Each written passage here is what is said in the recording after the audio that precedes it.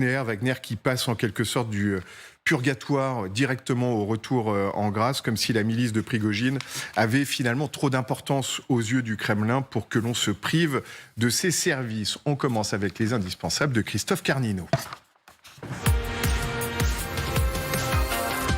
Bonsoir Christophe. Bonsoir Emmanuel, bonsoir à tous. Alors, Wagner est en Biélorussie. On sent d'ailleurs que la milice commence à se normaliser, à se standardiser.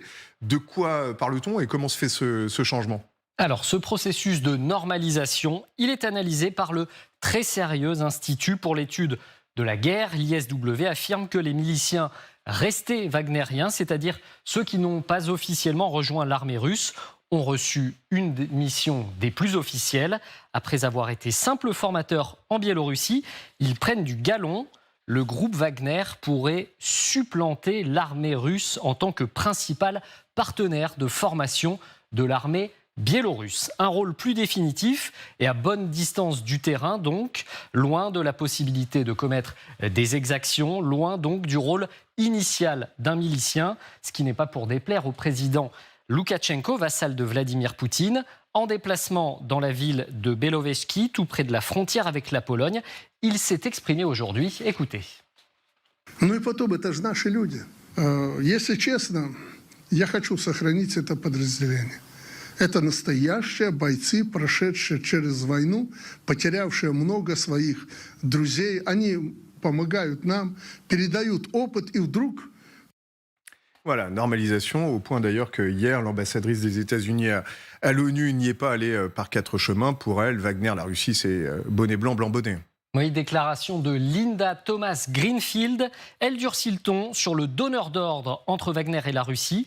Elle évoque son inquiétude de voir les miliciens en Biélorussie si proches de la frontière polonaise et donc si proches de la frontière de l'OTAN. Pour elle, Wagner n'est pas moins officiel que la Russie. Elle l'assimile à la Russie même. Voilà ce qu'elle dit. Nous craignons que ce groupe, à la demande du gouvernement russe, parce qu'il ne travaille pas indépendamment du gouvernement russe, ne soit une menace pour nous tous. Et nous voulons que le message soit clair. Toute attaque du groupe Wagner sera considérée comme une attaque du gouvernement russe. Alors, assimiler Wagner à l'administration russe, une position dans la droite ligne de ce qu'admettait Vladimir Poutine lui-même lorsque le 27 juin dernier, il dévoilait le financement de la milice par ses services. On l'écoute.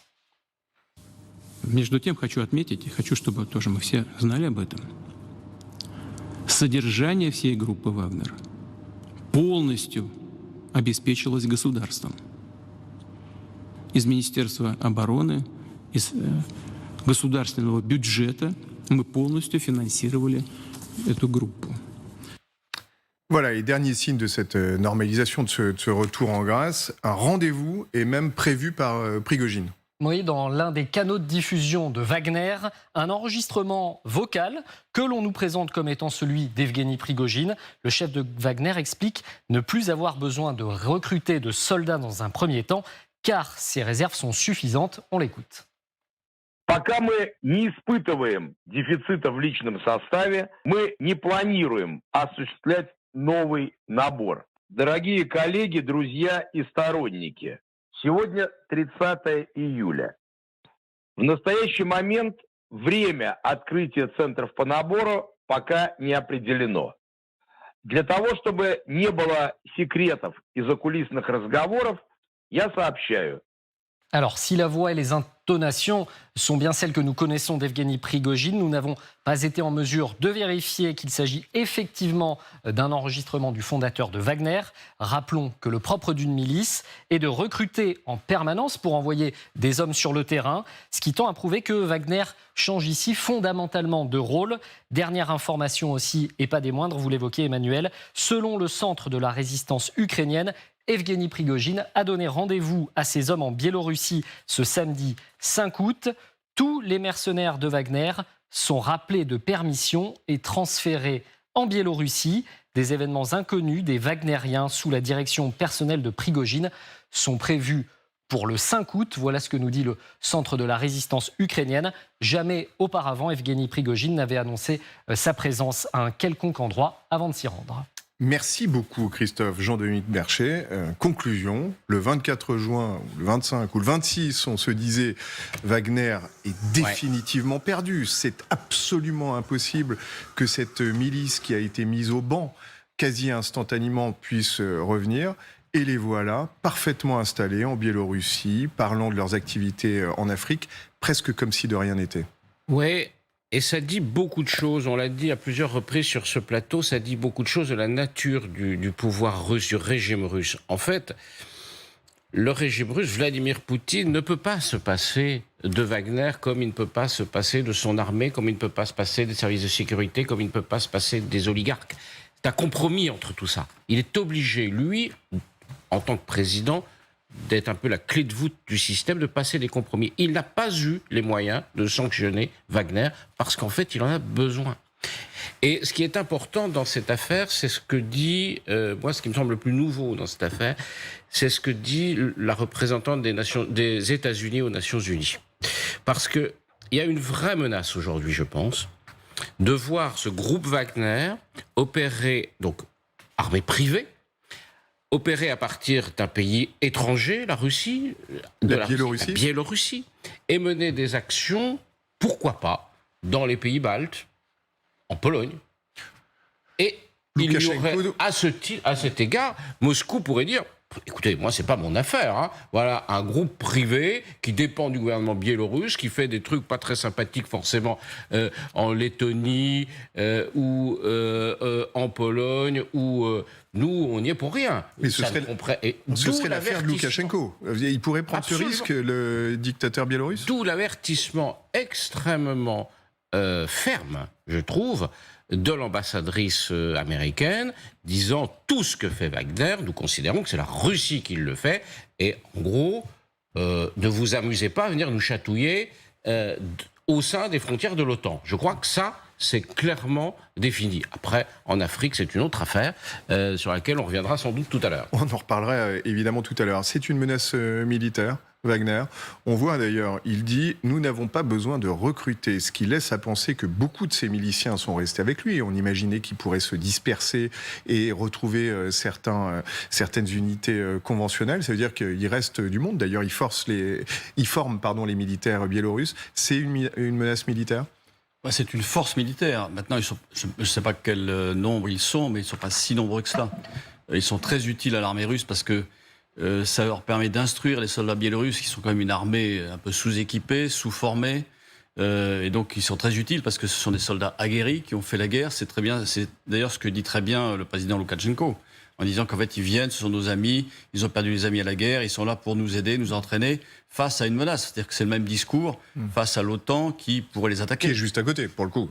Exactement. Avec la Pologne. Donc, en fait, menace en direct, oui. Alors, je rejoins Jean-Dominique Berchet, c'est-à-dire qu'effectivement, ils ont des capacités de mener des actions indirectes ou directes, mais par petits groupes, on peut appeler ça des opérations spéciales, pour aller détruire un point ou un autre. Mais c'est là leur seule capacité, je pense. Ce qui est intéressant, c'est de voir la transformation de ce Wagner, qui était une troupe combattante et qui a combattu effectivement à Bakhmout en particulier.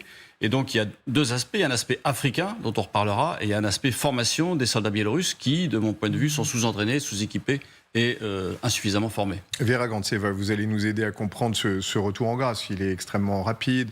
On a dit que Prigojine était dans les coulisses du sommet Russie-Afrique récemment. Il tend la main aux putschistes du Niger. On en reparlera tout à l'heure. Comment ça se fait ? Il est trop puissant pour que Vladimir Poutine puisse se permettre, en quelque sorte, de s'en débarrasser ? En fait, je ne crois pas que c'est un retour en grâce. Je crois qu'il y a une négociation assez compliquée entre le président russe et le chef de groupe de Wagner, Evgeny Prigojine. Et dans ce débat, apparemment, Prigojine a des leviers assez forts pour quand même négocier des choses. Parce que normalement, dans le régime de Poutine, avant 24 juin 2023, tu ne pouvais pas négocier si tu as envoyé les tanks vers Moscou et si tu as publiquement humilié Poutine. Mais apparemment, quand même, Prigojine a beaucoup de leviers pour négocier. Après, ce que Poutine est en train de faire, quand même, il est en train de démanteler l'empire de Prigojine. Groupe de Wagner, c'est une partie de grand empire. Et ce qu'il reste maintenant en Biélorussie, c'est juste une petite partie qui, à mon avis, maintenant est un peu moins influent et un peu moins, en fait, puissant qu'il était avant. Parce qu'il faut se rappeler que l'empire de Prigojine, c'était les médias qui sont maintenant fermés. La base militaire au sud de la Russie, qui aussi est fermée de Wagner. Après, les unotrolls.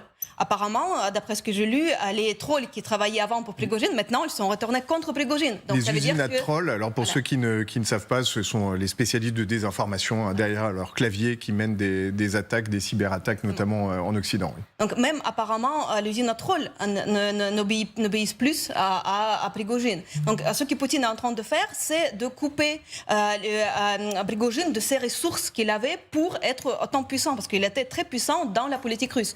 Mais quand même, je suis bien d'accord ici avec Jean-Dominique que Poutine ne peut pas s'en passer des mercenaires. Il a besoin de mercenaires. Et apparemment aussi de Prigojine dans ce sens. Et ici, il doit subir quand même, je trouve, certains dégâts pour sa réputation dans la Russie et même à l'extérieur, pour continuer à travailler avec lui, pour trouver une solution. Pour moi, c'est une solution intérim. Ça veut dire que pour l'instant, il essaie de l'utiliser pour déstabiliser un peu la Biélorussie, pour créer une menace en Europe, pour aussi envoyer les mercenaires en Afrique. Mais on verra combien de temps ça va durer sa coopération avec Prigojine. Les mercenaires, oui, c'est indiscutable, il va les utiliser. Mais avec Prigojine, leurs relations peuvent évoluer, à mon avis. Et on le verra sur le Sahel tout à l'heure, bien entendu, puisqu'ils sont extrêmement bien implantés au Sahel, les Wagnériens, bien sûr. C'est intéressant, c'est presque la comparaison avec une entreprise que fait Vera Grantseva, c'est un groupe industriel. On se sépare d'un certain nombre de branches. En revanche, les branches qui restent, Afrique, formation des militaires, on a l'impression qu'elles sont dopées là en ce moment. Ouais, c'est une restructuration, c'est une recomposition depuis un mois, un peu plus d'un mois maintenant, et la marche de Prigojine vers Moscou, cette marche avortée, qui montre quoi? Que cette recomposition en profondeur a priori en profondeur de Wagner, qui se coupe de forme de source de financement, peut-être qu'il se coupe aussi d'une partie de l'état-major de Wagner lui-même, avec un introuvable, parfois réapparaissant Prigojine, notamment à Saint-Pétersbourg récemment lors du sommet entre différents pays africains et la Russie. Moi, j'y vois deux choses. À partir de la Biélorussie, c'est ne jamais sous-estimer le degré d'accointance et de continuité qu'il y a entre le régime biélorusse et bien évidemment la maison Moscou, le régime, la Fédération de Russie. Ça, c'est le premier sujet. Et que la Biélorussie, là-dedans, manifestement, on l'avait dit sur ce plateau, est, de mon point de vue, utilisée comme un sas, pour recycler, pour recomposer précisément ses forces, ses ressources humaines, pour reprendre le vocable entreprise de Wagner. Et le deuxième sujet, c'est que dans le spectre de Wagner, il y a bien la dimension opération spéciale, voire clandestine, c'est-à-dire complètement derrière le rideau, ou en tout cas sous le seuil d'une telle ou telle identification et opérant sous fausse bannière, etc. Et ça, ce deuxième point, ce spectre des opérations, en particulier spéciales de Wagner, on a pour connaissance différentes opérations sur les théâtres africains ces dernières années. On y reviendra probablement à propos du Niger. On a des traces et on a des éléments au Proche Moyen-Orient sur la décennie qui vient de s'écouler en parallèle de la coalition se battant contre Daesh depuis plus d'une dizaine d'années environ, mais aussi en Ukraine depuis 2014 avec les fameux petits hommes verts, etc. Ce qui veut dire là que Poutine réactive un levier de pression contre la Pologne, et les Polonais le savent pertinemment, puissamment, profondément, y compris les pays baltes. Et c'est, dans la continuité de ce que Jean-Dominique Merchet évoquait au début de ce sujet, la déclaration importante de la diplomate américaine au cœur de l'été en disant « En gros, nous savons ». Et attention, mettant en garde, montrant aussi qu'ils savent pertinemment. Mais il retrouve son rôle initial, dans le fond, Prigojine, c'est-à-dire le rôle d'un commando, alors que ce soit des cyberattaques, des opérations masquées, des opérations de désinformation. Il retrouve son rôle de déstabilisateur. Déstabilisateur, oui, c'est ça. C'est vrai, oui. C'est ça. Potentiellement, ça peut être ça.